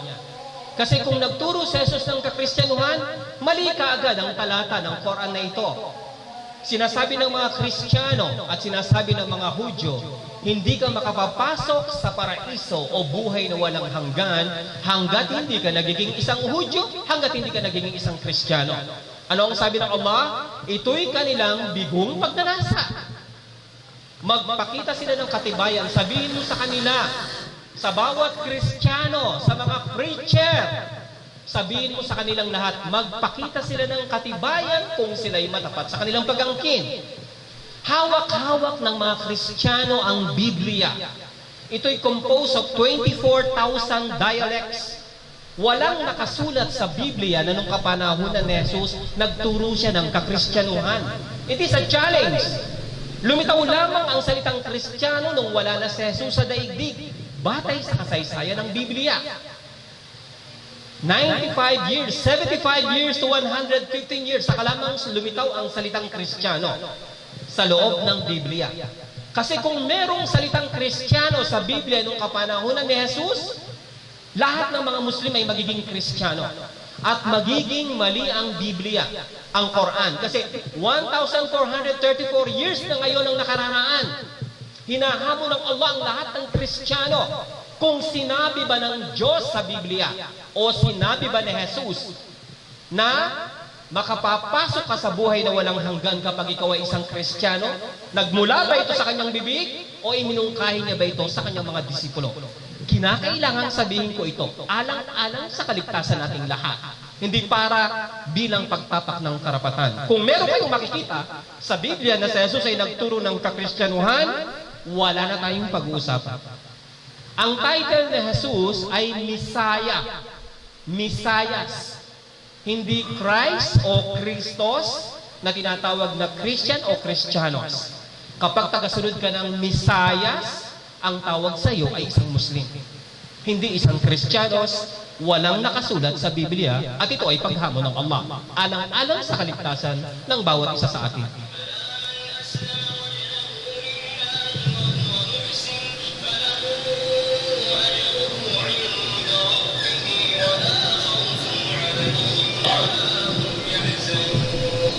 Kaya bilang magpapatuloy ng kasunod na talata, hindi ang kanilang inaakala ang siyang katotohanan, kundi ang sinumang isinuko ang kanyang sarili, buong katauhan sa Allah at gumagawa ng kabutihan. Ibig sabihin, ang pagiging muhsin ng isang tao, pagiging dalisay, pagiging matuwid. Ang kanyang gantimpala ay mula sa Allah na Rab na tagapaglikha, hindi siya magdadalamhati at hindi siya magkakaroon ng takwa. Kaya kapag sinuko natin ang ating sarili sa nag-iisang tagapaglikha at gumawa tayo ng kabutihan, magmamana tayo ng paraiso. Pero kung sasabihin natin na si Jesus ay nagturo ng kakristyanuhan, wala tayong katibayan hinggil dito mula sa pinangahawakan ng mga nasa labas ng Islam.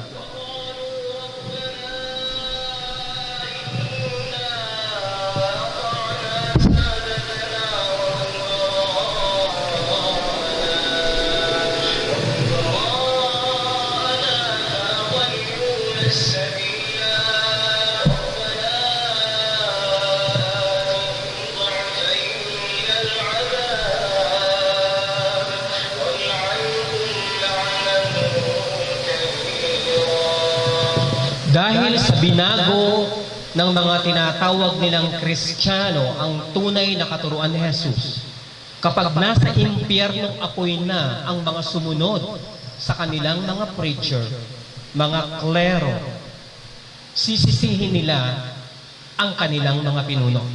Kanilang sasabihin, ito yung babala na ibinibigay ng Allah sa mga nag-aangking tagasunod ni Jesus na nasa labas ng Islam.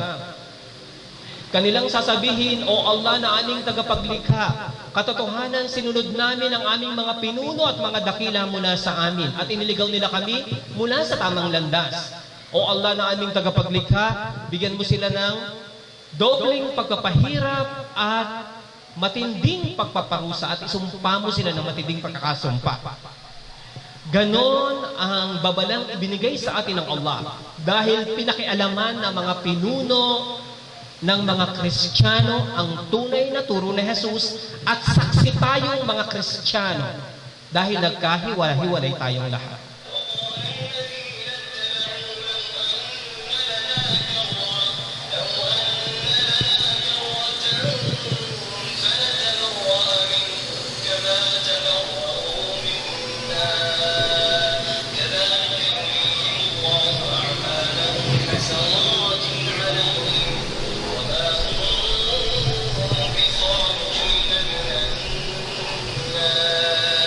At kapag sila'y nasa impyernong apoy na, yung mga sumunod at nalinlang ng kanilang mga pinuno, sasabihin nila, kung bibigyan lamang kami ng pagkakataon na makabalik sa ibabaw ng daigdig, nang sa ganoon ay matanggihan namin ang aming mga sinunod.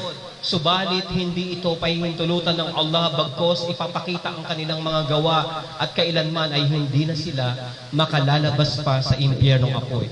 Kaya ito'y bilang pagpapayo sa atin ng Allah subhanahu wa ta'ala nang sa ganoon ang sinumang totoo sa atin ay tanggapin niya ang tinatawag na katotohanan at hindi siya magdalawang isip sapagkat mapapahamak tayo magpakailanman.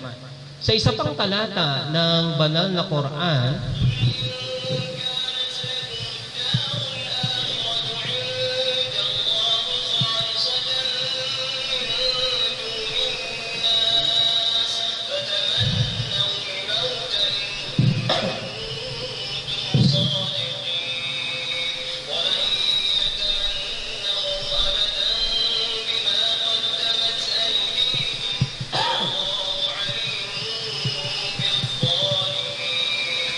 Masyadong matindi ang ibinigay ng Allah na panuntunan ng katotohanan para ang taong totoo ay yakapin niya ito. Sabi ng Allah, A'udhu billahi minash shaitanir rajim. Qul in kanat lakumud darul akhiratu indallahi khalisatan min dunin nas fatamannawul mauta in kuntum sadiqin. Wala yatamannawhu abadan bima qaddamat aydihim wallahu alimun bizzalimin.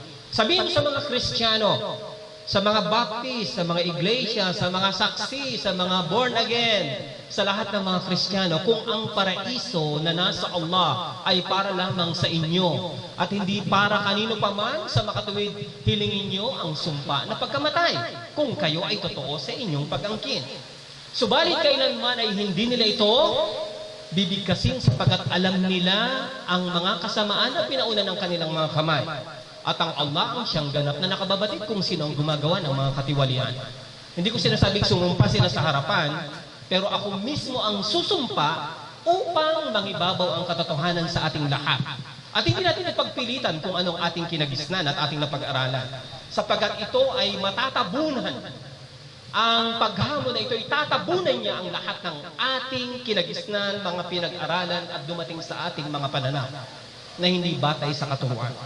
Hinihiling ko ang sumpa na pagkamatay sa akin, sa aking pamilya at sa lahat ng Muslim na narito. Kung si Jesus ay nagturo ng kakristyanuhan, nagturo siya ng saksi, born again, Iglesia ni Cristo, Romano Katoliko, El Shaddai, ako na nga, Jehovah's Witnesses, kahit na ano pa, Presbyterian. Kung si Jesus ay nagturo ng kakristyanuhan, hinihiling ko ang sumpa na pagkamatay sa akin at sa aking pamilya, sa inyong harapan at sa lahat ng Muslim na narito. Hindi ko to sinasabi para tapakan ng karapatan ng isa. Pinag-uusapan natin dito ang kaligtasan, walang saysay ang buhay natin dito. Mamamatay tayong lahat batay sa itinakda ng Allah. Sa harapan ng Allah, tatanungin tayo kung tayo ba ay nakapagpanatili sa katotohanan. Pagkatapos nating marinig ang napakabigat na paghamon ng katotohanan ito. Kaya maraming salamat. Inshallah, pahintulutan ng Allah na mangibabaw ang katotohanan sa mamamayang Pilipino at magsama-sama tayong lahat kasama ang ating mga mahal na propeta, lalong-lalo na ang propeta Muhammad. Amin. Hanggang sa dulo ng saling lahi at wakas ng lahing Pilipino. Amin. Subhanaka Allahumma wa bihamdik, asyhadu an la ilaha illa anta astaghfiruka wa atubu ilaik, wa akhiru da'wana anil hamdulillahi rabbil alamin wa sallallahu ala Muhammadin wa ala alihi wa ashabihi ajmain. Wassalamu alaikum warahmatullahi wabarakatuh.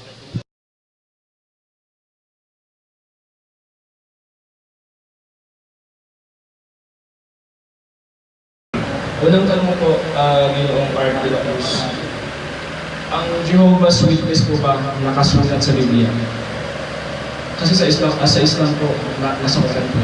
Maraming blessings din mga sa mga tao. So ang Jehovah's Witness na sinasamba po ng mga kapatid natin, nasa Biblia ba? Nakasulat. Unang-unang saksi ni Jehovah ay si Abel. Si Musa, yan, kilala nila. Si Musa, saksi yan ng Jehovah. Si Isa. Na pinapalagay ng maraming reliyon siya ang Diyos na maparewan sa lahat. Ngunit siya ay isang saksi ng Jehovah. Talata po sa Biblia na nagsasaad na saksi ni Jehovah ang reliyon ng Diyos. Meron po ba wala? Wala po. Kasi po sa Islam, nakasulat po, isa sa mga sinabi ng Allah Subhanahu wa Ta'ala dito po, sa Suratul Maida, chapter 5, verse 3. Tama ba? Isa sa sinabi ng Allah.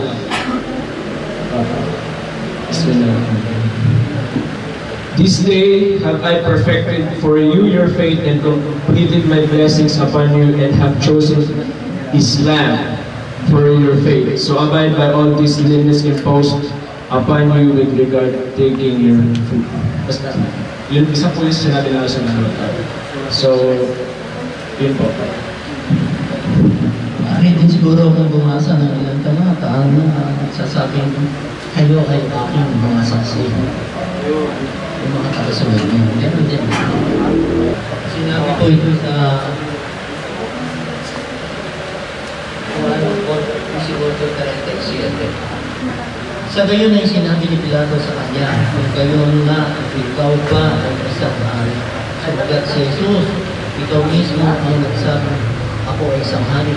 Dito, dahil dito ay pinanganak ako, dahil dito ay dumating ako sa sanlibutan, upang ako ay magkatotoo sa katotohanan.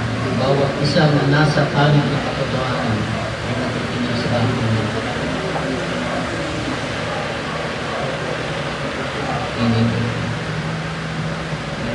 Well, ang diwa ang nandito. Sinabi ni Jesus na sumasaksi siya. Ito pala. Sa Apocalypse 1:5. At mula kay Jesucristo, ang tapat na saksi, ang panganay mula sa mga patay, ang tawa, nakapamahala ng mga hari sa kanya yung nagsabi na nagkalag sa atin mula sa ating mga kasalanan sa pamilitan ng kanyang sarili. Yung bang Jehovah's Witness na kasalukuyan, maraming nag-office ako nung hindi ko ako nagkakamali, 1914. Diba po ba? Sa inyo? Yung Jehovah's Witness, 1914 po ba? O 18th century? Okay. So, ang tanong ko lang po, bilang kayo po Jehovah's Witness, meron po bang tinitila ng propeta mula nung nagpasimula ang Jehovah's Witness hanggang sa kasalukuyan? Para sa amin kasi, ang basihan ng aming pananampalataya ay Biblia na nakaraan lang, Biblia lang ang wala na iba. At para sa amin, ang Biblia ay isang kompleto ng pagpapanahan ng mensahe mula sa Diyos. Kaya para sa amin, wala nang iba pang lumitawa na aming pananampalataya. Uunawain ang sa amin ay uunawain na rin na lang ng tamang pagkinawa. Dahil para sa amin, kompleto na yan, lahat na namin sinabi. At sinabi rin mismo sa Biblia na kompleto rin siya. At yung tungkol naman doon sa 1914, wala akong natatanda ang 1914 maliban nung yung tinatawag sa Biblia na after 607 BCE na magkakaroon ng 7 panahon natupad noong 1914. Nagkaroon ng kabuluhan sa langit, ibinato si Satanas sa lupa, at yun, nilaglag ni Jesus kaya ngayon si Satanas hindi na makakapalanan, hindi katulad yun, nagkapanahon siya, ngayon hindi na, dahil yung panahon na nangyay sa langit. Sa lupa na lang ang hinihintayin namin bilang mga saksi ng Jehovah. At noong 1914, napagkalapag na yun, nakatatapin yung ibang mga ilo, yung mga pagkapamang basihan. At yun. Dati kasi ako nandun, sa nagtataguyod yung 1914 ng araw, bago ako ng saksi ng Jehovah. Ayan. Sinabi niyo po na pangalan ng Panginoon ay Jehovah. Noon po si Moses ay naglakbay kasama ng pamilya at napadaan sa isang madilim na lugar at sa bandang unahan ay nakakita siya ng lubiliwanag at sinabi niya sa kanyang pamilya, nandito muna kayo at ako'y pumaroon upang makakuha ako ng pag-iwag o gawin natin ilaw sa ating paglalakbay. So, noon siya ay dumating na doon sa lugar na walang maliwanag, nagsalita yung puno at sinabi niya na tanggalin mo ang iyong panyapak at sumamba ka sa akin. Si Musa po ba? Sinabi niya, ang Panginoon na sinasamba ko, ang Panginoon na naghirap sa akin bilang propeta, Jehovah.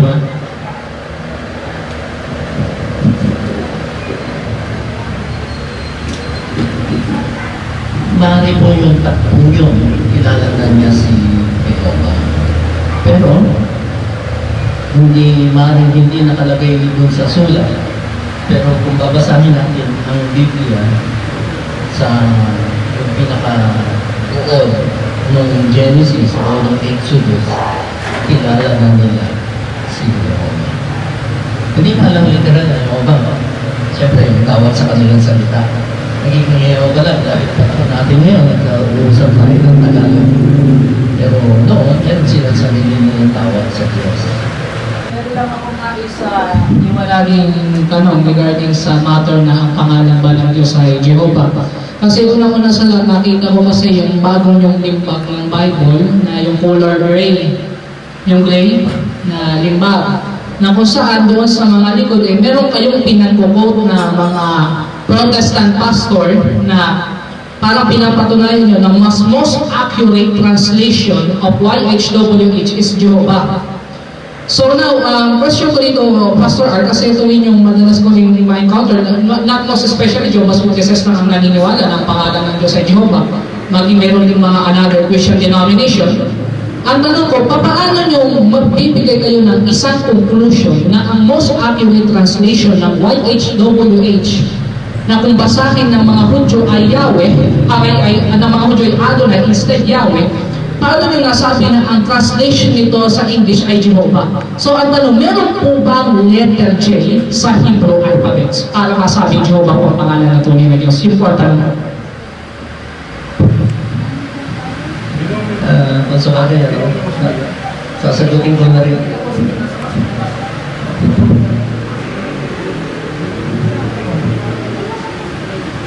Meron pang mas bagong lalabas. Meron pa, doon sa nabasa mo, may mas bago pang lalabas dito. Mas malalaki ang letra. Siguro mga next year lang. Binabasa ko, alam ko yan. Ngayon, now, yung ating, yung tanong mo, no? Kasi bago man topic pa yung isang yun gawa. At ibabalik lang natin ngayon, dahil yung isang yun, ngayon, hindi naman yun ang ating naging topic, kasagutin ko pa rin. Yung pangalang yun, hindi naman inimbento katulad ng mga salita ng iba, no? Kami lang ang naglagay o sabi ang nila ay tama. Group of scholars yung nagsabi niya. At pinag-aralan ng gusto yun. Dahil napakasailang bahagay yun. Ngayon yung salitang Jehovah sa lingwahe lang natin na tumutukoy sa Diyos ng mga Panginoon sa lahat. Pero hindi din Jehovah. Miski pumunta ka sa Japan, hindi Jehovah. Dahil sa salitang Hapon, hindi ganun ang bigkas. Magpunta ka sa iba-ibang bansa. Ngayon na, kanina kami nabasa ako sa salitang Arabic. Salitang Arabic, meron na rin kaming Biblia ginawa na tumutukoy ko. At pagkatapos, yung pagiging tungkol doon sa Yahweh o ano, bigkas ng Hebrew yun, bigkas ng iba-ibang lingwahe. Yun. Pero yung timba sa Tagalog, wala naman. O sa English, o yung letter J sa alphabet, may importante. Meron tinutukoy na pangalan ang Diyos na pangalan tinutukoy ito ko. Mahalagang bagay na meron tayong tinatawag ang pangalan ng Diyos. Sapagkat maraming dinidiyos ang mga tao. Maraming mga relihiyon na dumidiyos sa Diyos. Naging Adonai. Yung Adonai, yung salitang Adonai, replacement lang ng isang relihiyon yun. Ngayon ang ginamit sa ang kahulugan daw ay yung title. Makapangyarihan. Diyos na makapangyarihan. Kung hindi ako nagkakamali. Hindi pangalan yung Adonai. Title yun. Sa lingwahe nung nagsulat noon. Kaya napakahalaga. Mahalaga. Totoo yun. Mahalaga yun yung pangalan. Kung paano maging mahalaga sa atin ang ating pangalan, isa Diyos pa kaya. Di ba? Para tumukoy sa isang Diyos na lumalang ng langit at lupa, tiyakan yun. Isa lang yun. Sa mga oneness, merong isang pangalan. Itong tanong ko, nagtataka ako, bakit ang Muslim, ang kanilang pagtuturo, mayroong pinipick up sa Bible, mayroong sa Quran, mayroong ayaw sa Bible? Ibig sabihin, may portion na tama, kinukot sa Bible. Pero may portion din ng mali, kinukot din sa Bible. Ano ba talagang stand dito? Ito yung tanong ko na, kasi naghalo mayroong tama sa Bible, mayroong mali. Yun, bakit kinuha yung ibang tama at iba ginawang mali? Bigyan natin natin kay Chef Amin Rodriguez upang bigay ng liwanag. Pwede rito ako umupo. Sasagutin ko muna yung kapatid natin sa sangkatauhan. Okay.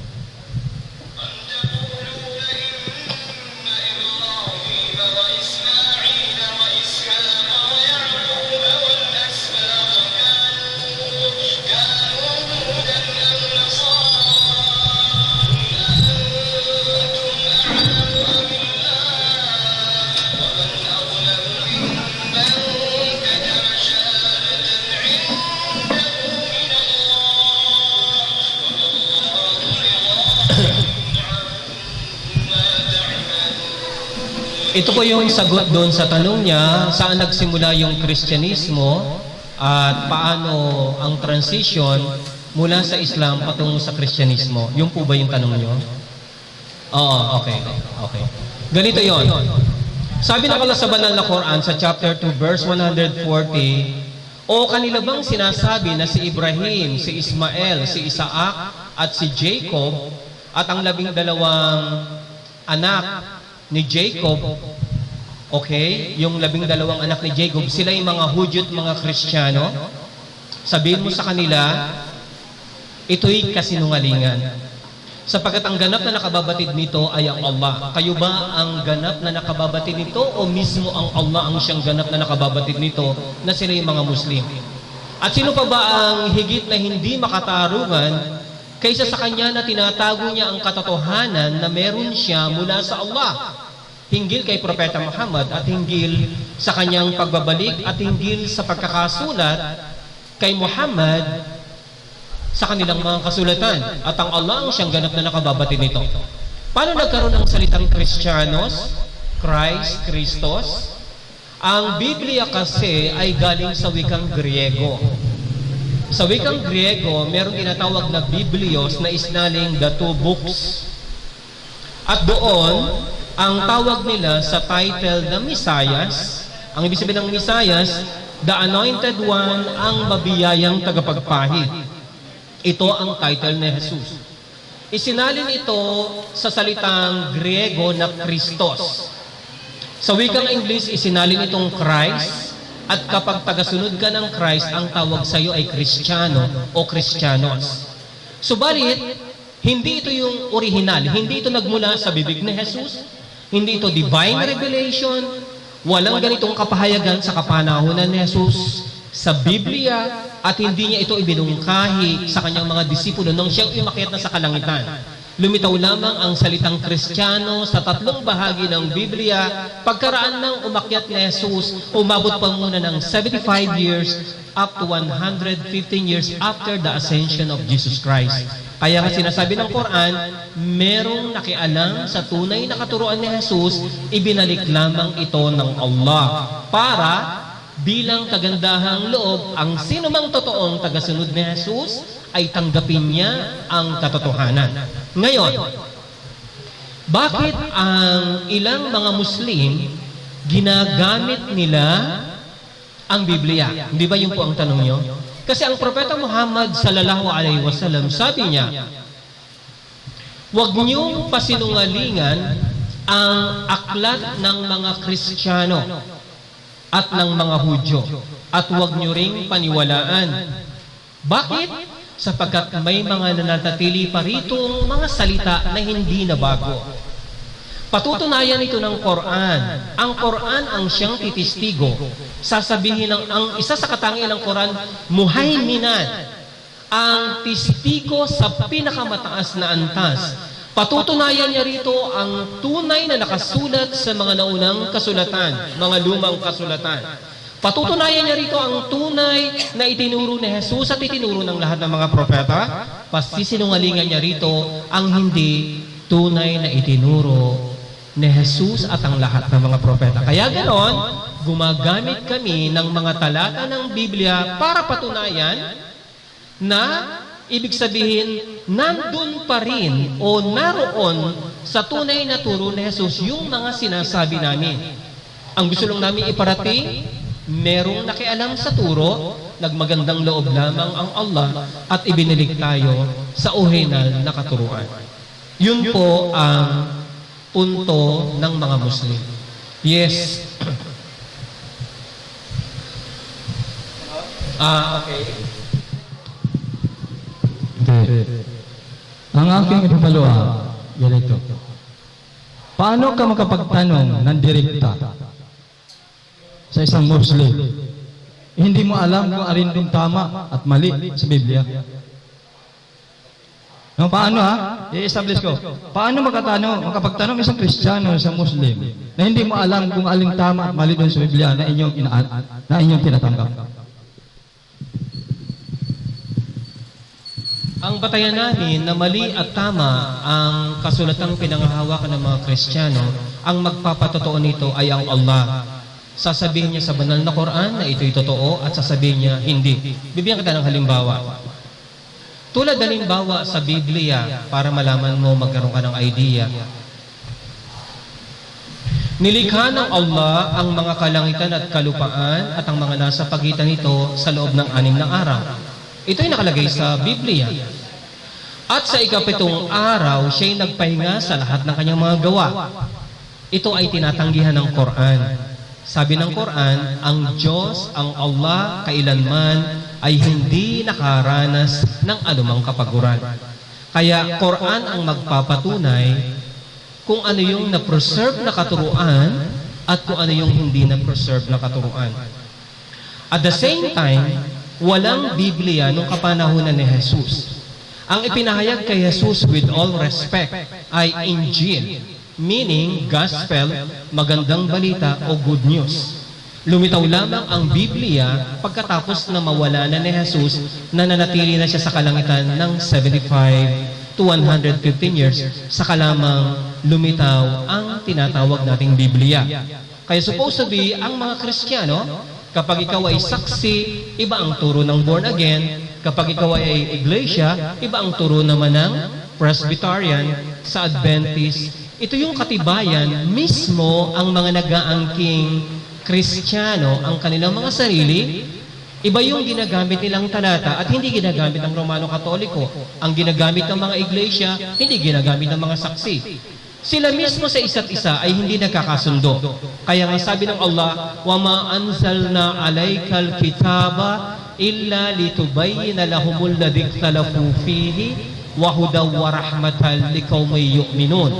At hindi namin ibinaba sa iyo ang aklat o Muhammad, kundi upang linawin ng malinaw na pagkakalinaw ang hinggil sa mga bagay na hindi nila napagkakasunduan sa isa't isa. At ito'y nagsisilbing gabay at habag para sa mga yaong naniwala. Kaya Quran ang magpapatunay kung ano yung totoo at hindi totoo at hindi ito karapatan ng sinumang tao.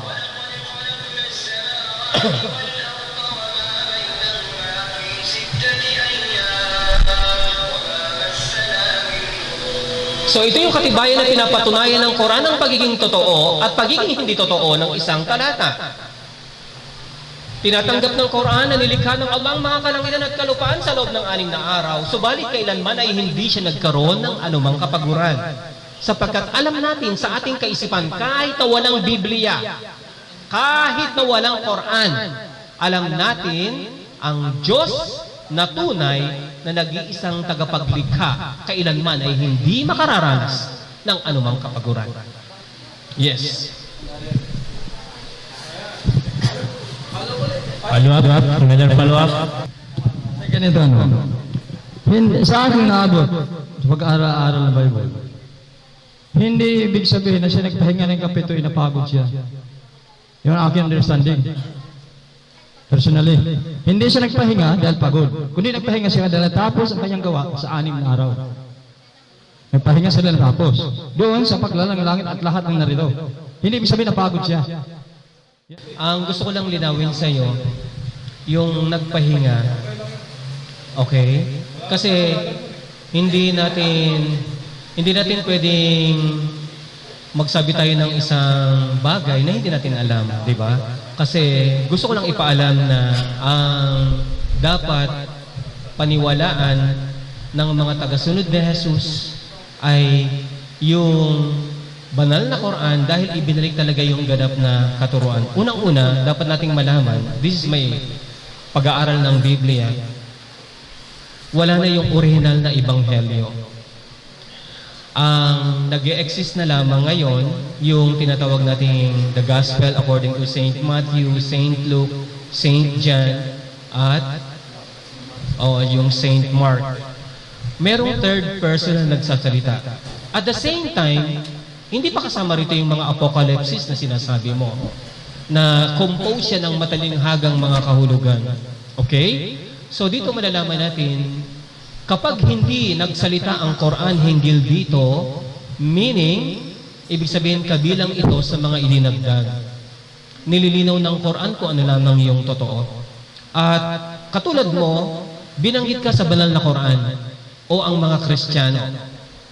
Hindi ko nililihis ang kahulugan, pero gusto ko lang ipaalam kung ano ang tawag ng Allah sa mga yaong Kristiyano.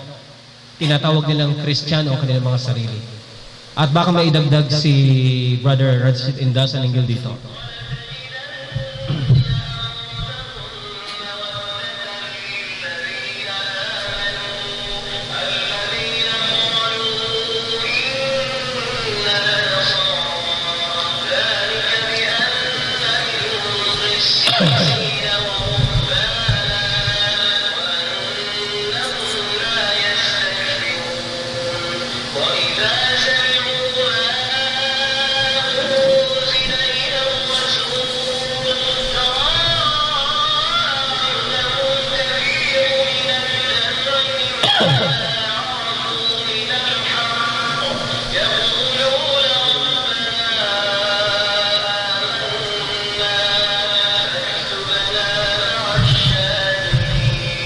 Actually, ang mga Muslim, sapat na yung pagsumpa.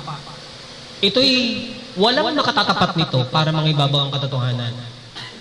Ganun kasi ang panuntunan ng Allah. Kung merong mga naunang kasulatan na hindi maliwanag ang kahulugan, ito'y mapapangibabawan ng sumpa na pagkamatay sa sinumang nagsasabi ng katotohanan. At ito'y nare-recognize ng mga yaong tinatawag nilang Kristiyano ang kanilang mga sarili. At makikita mo na ang pinakamalapit sa pagmamahal sa mga Muslim ay yung mga nagsasabi na kami ay mga Kristiyano sa kadahilan ng meron sa kanilang mga pare at mga monghe, mga preacher na hindi mapagmataas. Ito'y sa kapanahonan ng Propeta Muhammad sallallahu alaihi wasallam. Nung narinig nila ang revelasyon na ipinahayag kay Propeta Muhammad sallallahu alaihi wasallam, ay umapaw ang kanilang mga luha sa kanilang mga mata sapagkat napagtanto nila ang katotohanan. At pagkatapos kanilang sinabi, O Allah na aming tagapaglikha, naniwala kami na kung kaya ibilang mo kami sa mga saksi. Napakadali lamang malaman ng katotohanan.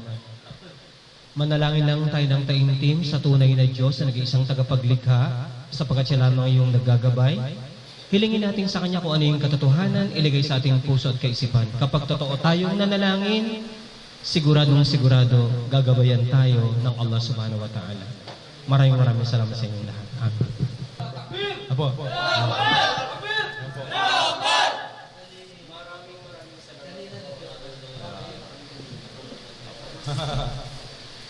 So ayan po ang ating maginoong talakayan at papasalamat po tayo unang tigit lahat sa aking Allah subhanahu wa ta'ala na muli ay pinahintulutan po tayong may raos po ito ng banayad at tahimik at walang gulo at naway tanggapin po ito ni Allah subhanahu wa ta'ala sa ikalulugod niya. Tanging sa pagtanggap lamang po ni Allah, tayo po ay makikinabang. Maraming salamat po sa inyong mga dumalo. Jazakumullah khairan. Assalamualaikum warahmatullahi taala wabarakatuh. Takbir.